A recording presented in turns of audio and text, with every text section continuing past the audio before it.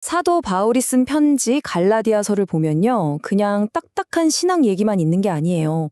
와, 이건 진짜 영적인 아버지가 길 잃은 자녀들한테 막 쏟아내는 그런 뜨거운 마음, 안타까움이 그대로 느껴지거든요. 그래서 오늘은 이 편지를 보면서 바울이 말하는 진짜 하나님의 자녀라는 증거가 과연 뭔지 한번 제대로 파고들어 보려고 합니다. 자, 그래서 바로 이 질문을 던져보고 싶어요. 나는 정말 하나님의 자녀일까? 어쩌면 이게 우리 신앙의 가장 핵심적인 질문 아닐까요? 바울도 그랬거든요. 순수한 복음에서 점점 멀어지는 갈라디아 교인들을 보면서 진짜 안타까워했어요.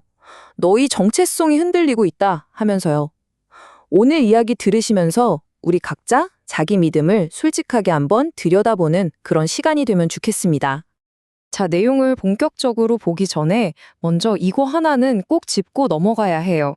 바로 바울의 마음입니다. 지금 바울이 차갑게 신학 강의를 하고 있는 게 절대 아니에요.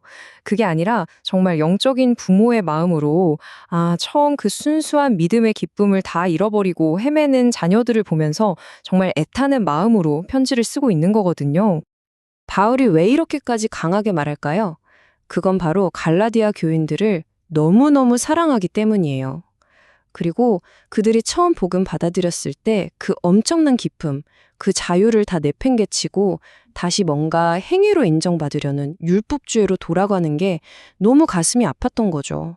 그러니까 이건 화를 내는 게 아니라 사랑하니까 터져나오는 절규에 가까운 거예요. 자, 그럼 바울이 제시하는 하나님의 자녀라는 첫 번째 증거, 과연 뭘까요?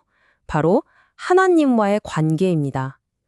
이 관계가 어떤 성격의 것인지 그 본질에 대한 이야기부터 시작해 볼게요.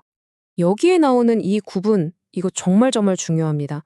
하나님에 대해서 아는 거랑 하나님을 인격적으로 아는 거랑은 완전히 다른 차원의 이야기거든요.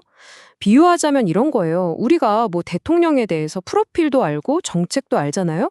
근데 그게 내 남편, 내 아내를 아는 거랑 같나요? 절대 아니죠.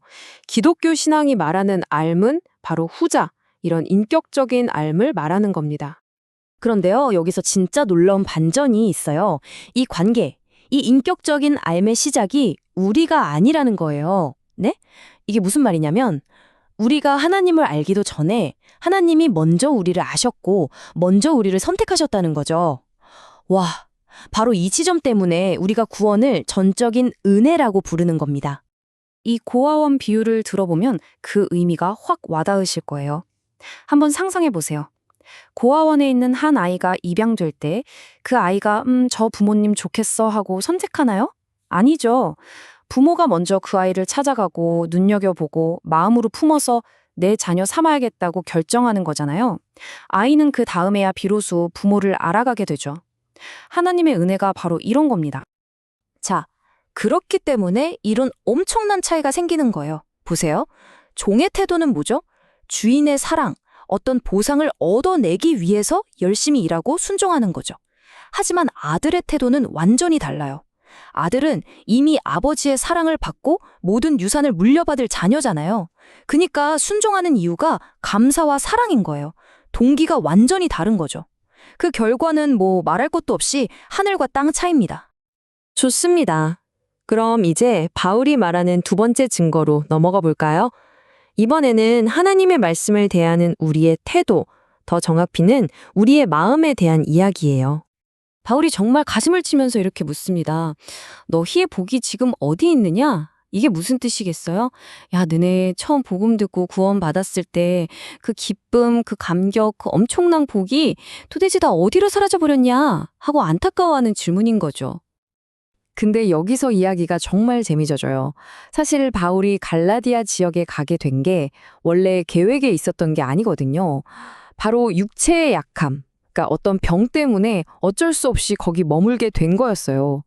인간적으로 보면 계획이 완전히 꼬인 거잖아요. 그런데 바로 그 지점에서 우리는 하나님의 더 큰 그림, 그분의 섭리가 어떻게 일하는지를 보게 됩니다. 학자들은 바울이 앓았던 병이 말라리아였다, 간질이었다 아니면 눈이 아주 안 좋은 안질이었을 거다 이렇게 추측들을 해요. 중요한 건 뭐냐면 그 당시에는 이런 병이 있으면 저 사람 신한테 저주받았나 봐 이렇게 생각할 수도 있었다는 거예요. 그런데 놀랍게도 갈라디아 사람들은 그런 바울을 무시하거나 멸시하지 않고 오히려 따뜻하게 맞아주었다는 거죠. 그들의 사랑이 어느 정도였냐면요. 바울이 이렇게 회상해요. 그들이 자기들의 눈이라도 빼어주려고 했다. 와, 이건 그냥 하는 말이 아니라 그 당시에 자기가 가진 가장 소중한 것까지도 내어주겠다는 최고의 표현이었어요. 우리식으로 말하면 진짜 쓸개라도 빼어줄 기세였던 거죠. 자, 그런데 여기서 진짜 핵심이 나옵니다. 그들의 이 뜨거운 사랑 이게 인간 바울이라는 사람한테 꽂힌 게 아니었다는 거예요. 그게 아니라 바울이 전해준 하나님의 말씀, 바로 그들의 인생을 통째로 바꿔놓은 그 복음의 메시지를 사랑했던 겁니다. 이야, 이게 바로 진짜 건강한 목회자와 성도의 관계 아니겠습니까? 자, 이제 마지막 세 번째 증거를 살펴볼 시간입니다. 이 증거는요, 겉으로 보이는 게 아니라 우리 안에서, 우리 내면에서 일어나는 지속적인 변화에 대한 이야기입니다. 바울이 이런 표현을 써요. 너희 속에 그리스도의 형상이 이루어질 때까지 내가 다시 해산하는 수고를 하겠다. 와, 진짜 이보다 더 강력한 비유가 있을까요? 엄마가 아이를 낳는 고통을 다시 겪겠다는 거잖아요.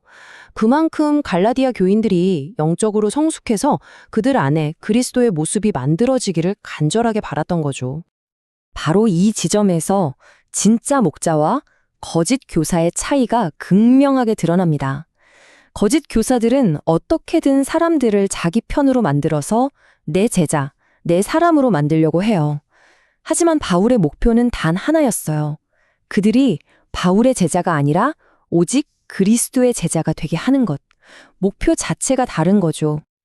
자, 그럼 이 모든 이야기들을 한번 정리해 볼까요? 바울이 제시한 이 세 가지 증거들. 이게 2000년 전 갈라디아 사람들에게만 해당되는 이야기일까요? 절대 아니죠. 이 편지는 지금 이 시대를 살아가는 바로 우리에게, 우리 각자에게 스스로를 한번 점검해 보라고 아주 강력하게 도전하고 있는 겁니다. 그래서 우리 자신에게 한번 물어보는 거예요.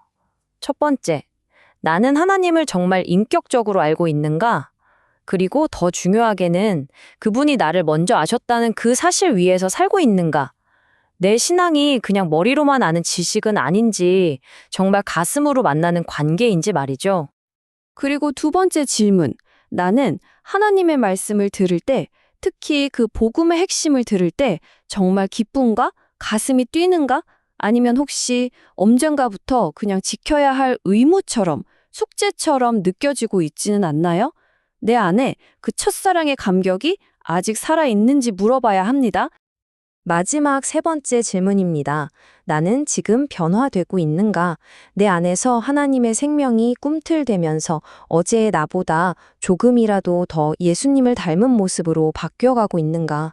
내 성품이, 내 인격이 정말 성숙하고 있는지 말입니다. 오늘 이야기의 결론은 신학자 존 브라운의 이 한마디로 대신할 수 있을 것 같아요. 목사가 성도들을 사랑하고 성도들이 다른 무엇도 아닌 바로 그 하나님의 말씀 때문에 목사를 사랑할 때 그 교회는 정말 복이 있다. 이야, 정말 멋지지 않나요? 이게 바로 사도 바울이 그토록 안타까워하며 갈라디아 교회가 다시 회복하기를 바랐던 바로 그 모습이었을 겁니다.